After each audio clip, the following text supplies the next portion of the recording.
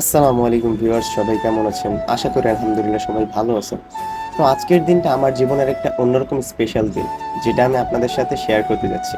হ্যাঁ গাইস, আমি মামা হইছি। জানি না কিভাবে বোঝাই, কিছু কিছু আনন্দ শব্দ দিয়ে বোঝাই যায় না।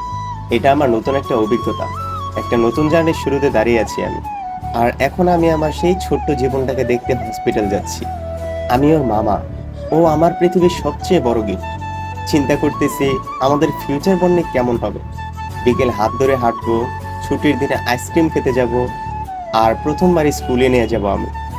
জীবনে অনেক নতুন নতুন আইডেন্টিটি আসে, স্টুডেন্ট, ফ্রেন্ড, কলিগ, কিন্তু মামা হওয়া, এটা শুধু একটা রিলেশনশিপ না, এটা একটা দায়িত্ব, একটা ভালোবাসার বন্ধন। আজকে থেকে আমার নতুন নামটা মামা, এই ছোট মানুষের মামা। আপুকে নিয়ে সবাই যখন হসপিটাল, আমি তখন বাসায় একা। সময়টা বন্ধ হয়ে গেছে, চোখে ছিল একরকম চিন্তার ছায়া।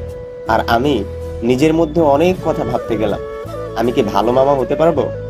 তারপর সব চিন্তা হারিয়ে গেল যখন বেবিকে নিয়ে বাড়ি আসলাম। পুরো বাড়িটা হাসি আর আনন্দে ভরে গেল। বন্ধুরাও মেসেজ দিচ্ছে, মামা হয়ে গেলি, পার্টি চাই। আমিও হাসি মুখে রিপ্লাই দিলাম, এটা আমার লাইফের সবচেয়ে বড় অ্যাচিভমেন্ট, পার্টি তো হবেই। যেহেতু ও একটা বাচ্চা মেয়ে, তাই ওর কোনো ছবি বা ফুটেজ আমি আপনাদের সাথে শেয়ার করতে পারছি না, তার জন্য আন্তরিকভাবে দুঃখিত। So welcome to the world my little one. মামা, তোমার জন্য রইল সবসময় দোয়া ও ভালোবাসা।